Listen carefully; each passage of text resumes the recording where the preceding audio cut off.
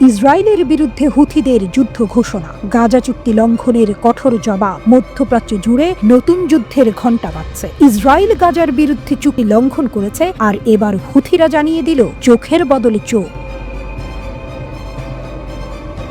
হুথিরা কি প্রস্তুত? ইয়েমেনের শক্তিশালী প্রতিরোধ গোষ্ঠী আনসার আল্লাহ স্পষ্ট জানিয়ে দিয়েছে, ইসরায়েলি আগ্রাসন অব্যাহত থাকলে সামরিক হস্তক্ষেপ অনিবার্য।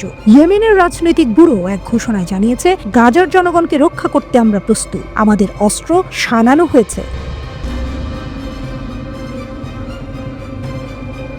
এক বিবৃতিতে ইয়েমেনি প্রতিরোধ আন্দোলনের রাজনৈতিক ব্যুরো সতর্ক করে বলেছে, ইসরায়েল বারবার যুদ্ধবিরতি লঙ্ঘন করছে, এর ফলে গাজার সাহায্যের জন্য সব সীমান্ত বন্ধ হয়ে গেছে। এটি অত্যন্ত বিপজ্জনক পরিস্থিতি সৃষ্টি করেছে।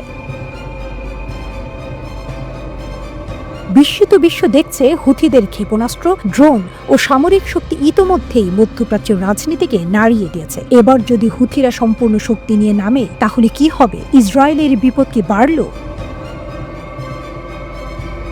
ইসরায়েল ভেবেছিল গাজা ধ্বংস করলেই সব শেষ, কিন্তু তারা ভুল করেছে। ইয়েমেনের হুথি বিদ্রোহীরা স্পষ্ট করে দিয়েছে, যদি যুদ্ধবিরতি লঙ্ঘনে অব্যাহত থাকে, তাহলে তেল আবিব থেকে শুরু করে ইসরায়েলের প্রতিটি ঘাঁটি লক্ষ্যবস্তু হবে। গাজার জন্য হুথিদের রণহুঙ্কার। ইয়েমেনের প্রতিরোধ নেতা সাইয়েদ আব্দুল মালিক আল হুথি হুঁশিয়ারি দিয়েছেন, ইসরায়েল যদি তার আগ্রাসন বন্ধ না করে, তাহলে আমাদের ক্ষেপণাস্ত্র ইয়াফা থেকে তেল আবিব পর্যন্ত আগুনের গোলা বয়ে আনবে। আব্দুল মালিক আল হুথি জানিয়েছেন, ইসরায়েল যুদ্ধবিরতির শর্ত লঙ্ঘন করছে। সানা থেকে গাজার পরিস্থিতি নজরদারি করা হচ্ছে এবং সবকিছু পর্যবেক্ষণ করা হচ্ছে।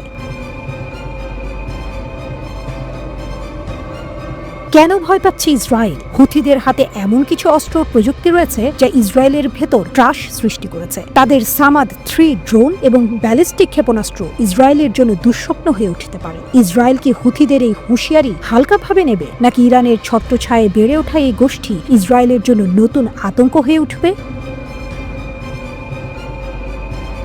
আরব বিশ্ব কি করবে? হুথি আরব রাষ্ট্রগুলোকে আহ্বান জানিয়েছে, এই যুদ্ধ শুধু ফিলিস্তিনের নয়, এটি পুরো মুসলিম বিশ্বের অস্তিত্বের লড়াই। বড় প্রশ্ন, আরব দেশগুলো কি সত্যি একজোট হবে, নাকি নীরবে এই ধ্বংসযজ্ঞ দেখবে?